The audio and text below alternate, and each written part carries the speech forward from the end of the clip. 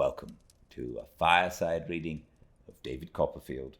Chapter 49, Part 1, I Am Involved in a Mystery. I received one morning by the post the following letter dated Canterbury and addressed to me at Doctors' Commons, which I read with some surprise. My dear Sir, circumstances beyond my individual control have, for a considerable lapse of time, effected a severance of that intimacy which, in the limited opportunities conceded to me in the midst of my professional duties of contemplating the scenes and events of the past, tinged by... I lost my place. Tinged by the prismatic hues of memory, has ever afforded me, as it ever must continue to afford, gratifying emotion of no common description. This fact, my dear sir, combined with the distinguished elevation to which your talents have raised you, deters me from presuming to aspire to the liberty of addressing the companion of my youth by the familiar appellation of a Copperfield. It is sufficient to know that the name to which I do myself the honour to refer will ever be treasured among the muniments of our house. I allude to the archives connected with our former lodgers, preserved by Mrs. Micawber, with sentiments of personal esteem amounting to affection. It is not for one situated through his original errors and a fortuitous combination of unpropitious events, as is the foundered bark, if he may be allowed to assume so maritime a denomination, who now takes up the pen to address you. It is not, I repeat, for one so circumstanced to adopt the language of compliment or of congratulation, that he leaves to abler hands and to purer hands. If your more important avocations should admit of your ever tracing these imperfect characters thus far, which may be or may not be as circumstances arise, you will naturally inquire by what object am I influenced then in inditing the present missive. Allow me to say that I fully defer to the reasonable character of that inquiry and proceed to develop it, premising that it is not an object of a pecuniary nature. Without more directly referring to any latent ability that may possibly exist on my part of wielding the thunderbolt or directing the devouring and avenging flame in any quarter, I may be permitted to observe in passing that my brightest visions are forever dispelled, that my peace is shattered and my power of enjoyment destroyed, that my heart is no longer in the right place, and that I no more walk erect before my fellow man. The canker is in the flower, the cup is bitter to the brim, the worm is at his work and will soon dispose of his victim. The sooner the better. But I will not digress. Placed in a mental position of peculiar painfulness beyond the assuaging reach even of Mrs. Micawber's influence, though exercised in the tripartite character of woman, wife, and mother, it is my intention to fly from myself for a short period, and devote a respite of 48 hours to revisiting some metropolitan scenes of past enjoyment. Among other havens of domestic tranquillity and peace of mind, my feet will naturally tend towards the King's Bench prison, in stating that I shall be D.V. on the outside of the south wall of that place of incarceration on civil process the day after tomorrow at 7 in the evening precisely.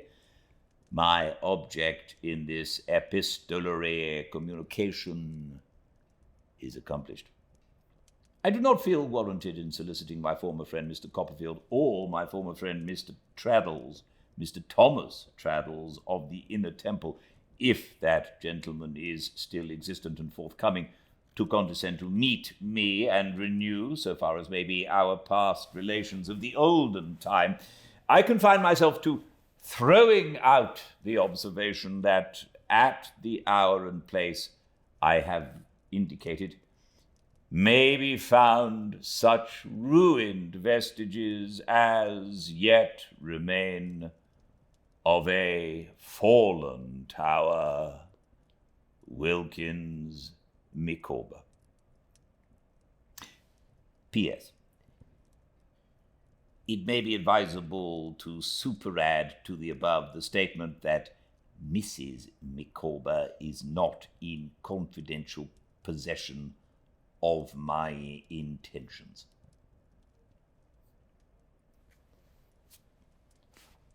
I read the letter over several times, making due allowance for Mr. Micawber's lofty style of composition and for the extraordinary relish with which he sat down and wrote long letters on all possible and impossible occasions. I still believed that something important lay hidden at the bottom of this roundabout communication. I put it down to think about it, and took it up again and read it once more, and was still pursuing it, when Traddles found me in the height of my perplexity. "My dear fellow," said I never was better pleased to see you. You come to give me the benefit of your sober judgment at a most opportune time. I have received a very singular letter, Traddles, from Mr. Micawber." "No," cried Traddles, "you don't say so. And I have received one from Mrs. Micawber." With that, Traddles, who was flushed with walking, and whose hair, under the combined effects of exercise and excitement, stood on end as if he saw a cheerful ghost, produced his letter and made an exchange with me. I watched him into the heart of Mr. Micawber's letter, and returned the elevation of eyebrows with which he said, "Wielding the thunderbolt, or directing the devouring and avenging flame? Bless me, Copperfield," and then entered on the perusal of Mrs. Micawber's epistle. It ran thus: "My best regards to Mr. Thomas Traddles, and if he should still remember one who formerly had the happiness of being well acquainted with him, may I beg a few moments of his leisure time? I assure Mr. T.T. that I would not intrude upon his kindness were I in any other position than on the confines of distraction. Though harrowing to myself to mention the alienation of Mr. Micawber, formerly so domesticated, from his wife and family, is the cause of my addressing my unhappy appeal to Mr. Traddles, and soliciting his best indulgence. Mr. T. can form no adequate idea of the change in Mr. Micawber's conduct, of his wildness, of his violence. It has gradually augmented until it assumes the appearance of aberration of intellect. Scarcely a day passes, I assure Mr. Traddles, on which some paroxysm does not take place. Mr. T. will not require me to depict my feelings when I inform him that I have become accustomed to hear Mr. Micawber assert that he has sold himself to the D. Mystery and secrecy have long been his principal characteristic, have long replaced unlimited confidence. The slightest provocation, even being asked if there is anything he would prefer for dinner, causes him to express a wish for a separation. Last night, on being childishly solicited for twopence to buy lemon stunners, a local sweetmeat, he presented an oyster knife at the twins. I entreat Mr. Traddles to bear with me in entering into these details. Without them, Mr. T. would indeed find it difficult to form the faintest conception of my heart-rending situation. May I now venture to confide to Mr. T the purport of my letter? Will he now allow me to throw myself on his friendly consideration? Oh, yes, for I know his heart. The quick eye of affection is not easily blinded when of the female sex. Mr. Micawber is going to London. Though he studiously concealed his hand this morning before breakfast in writing the direction card which he attached to the little brown valise of happier days, the eagle glance of matrimonial anxiety detected D.O.N., distinctly traced. The West End destination of the coach is the Golden Cross. Dare I fervently implore Mr. T to see my misguided husband, and to reason with him?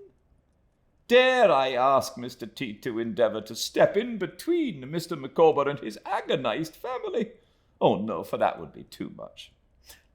If Mr. Copperfield should yet remember one unknown to fame, will Mr. T take charge of my unalterable regards and similar entreaties?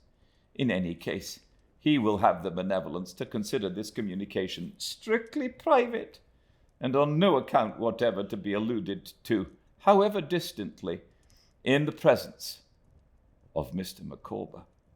If Mr. T should ever reply to it, which I cannot but feel to be most improbable, a letter addressed to M.E., Post Office, Canterbury, will be fraught with less painful consequences than any addressed immediately to one who subscribes herself in extreme distress, Mr. Thomas Traddles's respectful friend and suppliant, Emma Micawber.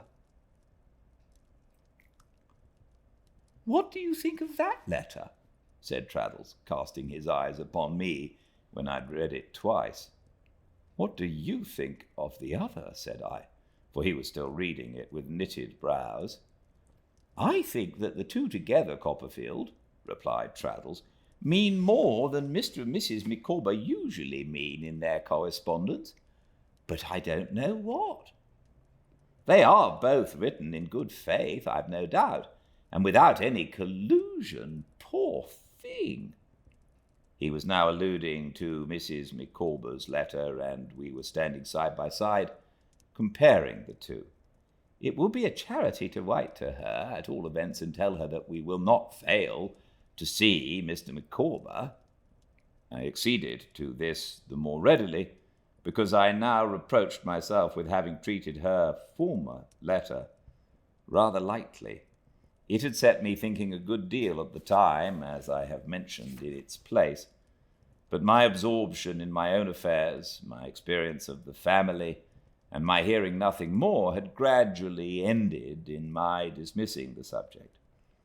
I had often thought of the Micawbers, but chiefly to wonder what pecuniary liabilities they were establishing in Canterbury, and to recall how shy Mr. Micawber was of me when he became clerk to Uriah Heep.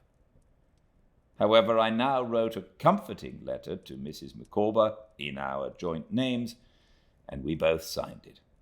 As we walked into town to post it, Traddles and I held a long conference and launched into a number of speculations which I need not repeat.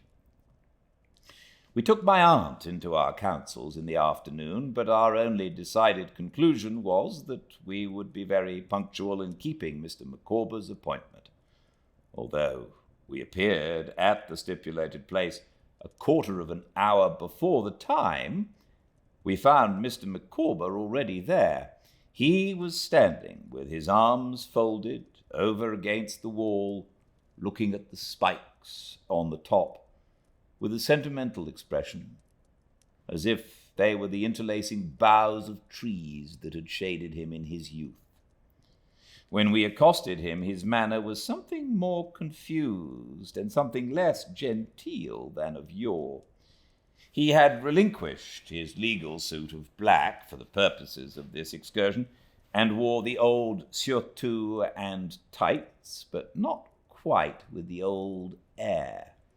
He gradually picked up more and more of it as we conversed with him, but his very eyeglass seemed to hang less easily, and his shirt collar, though still of the old formidable dimensions, rather drooped. "Gentlemen," said Mr. Micawber after the first salutations, "you are friends in need and friends indeed.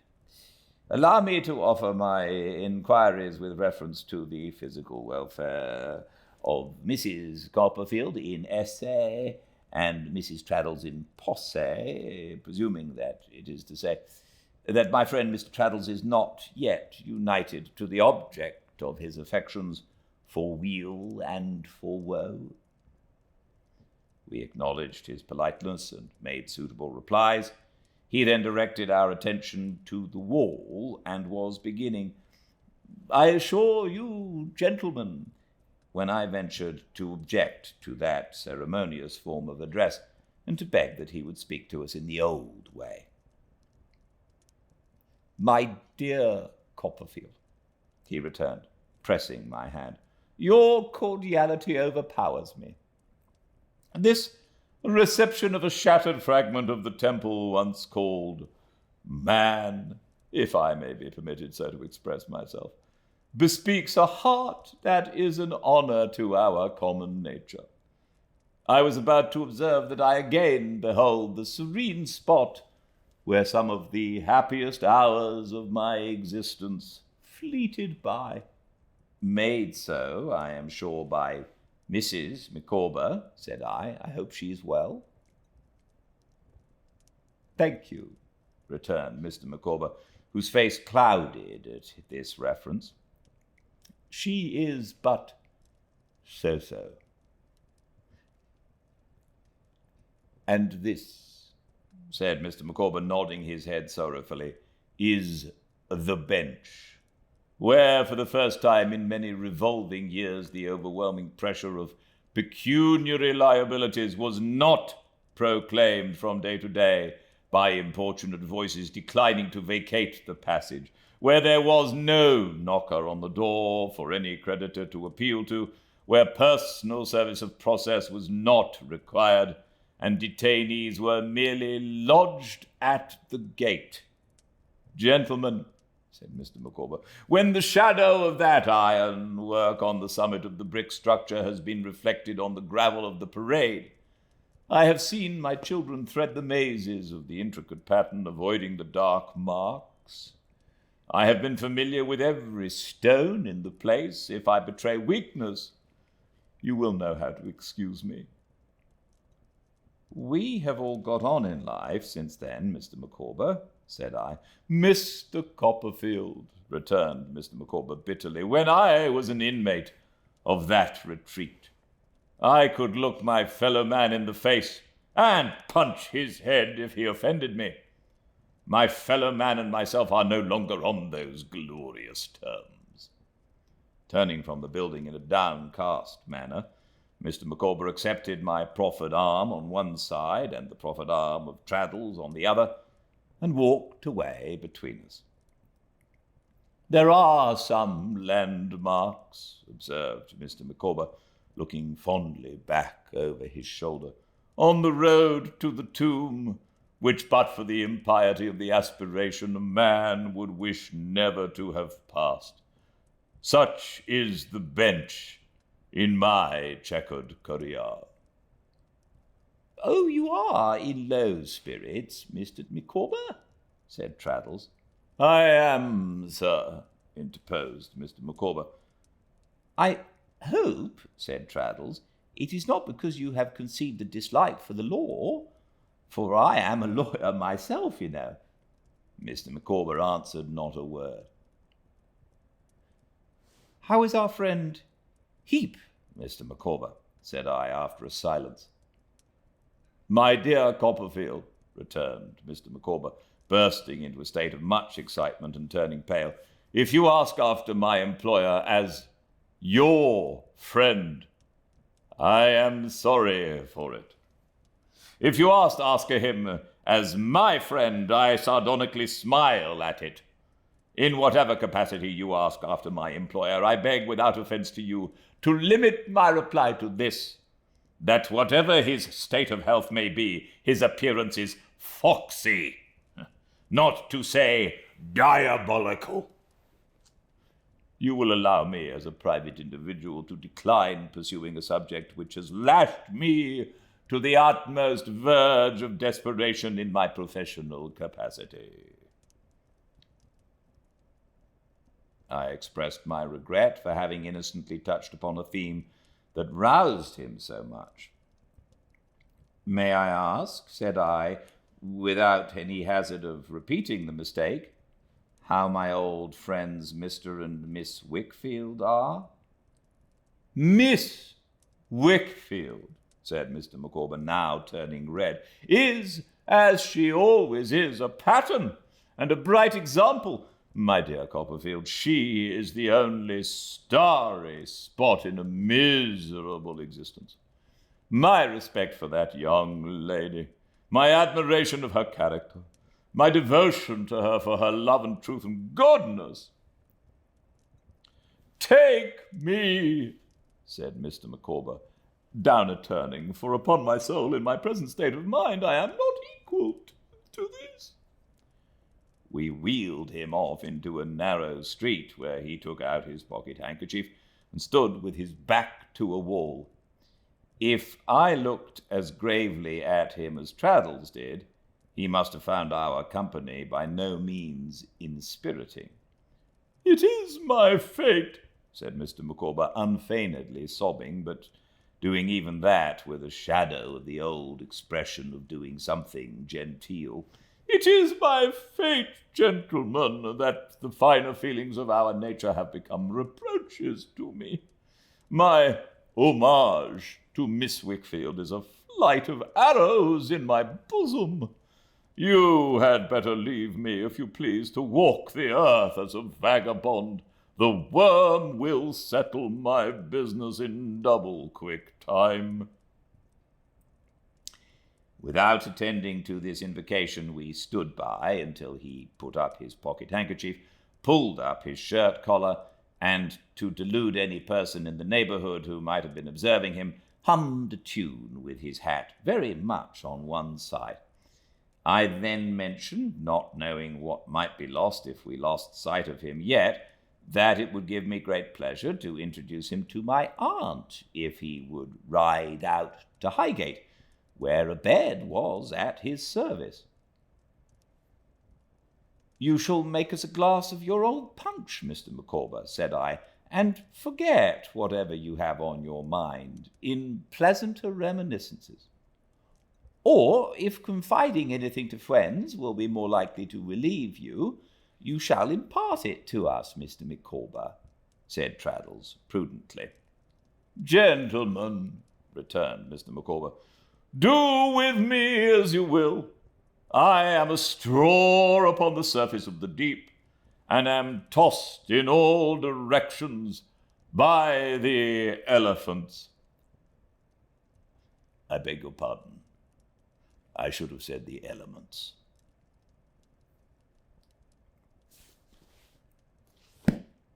Thanks so much for joining me.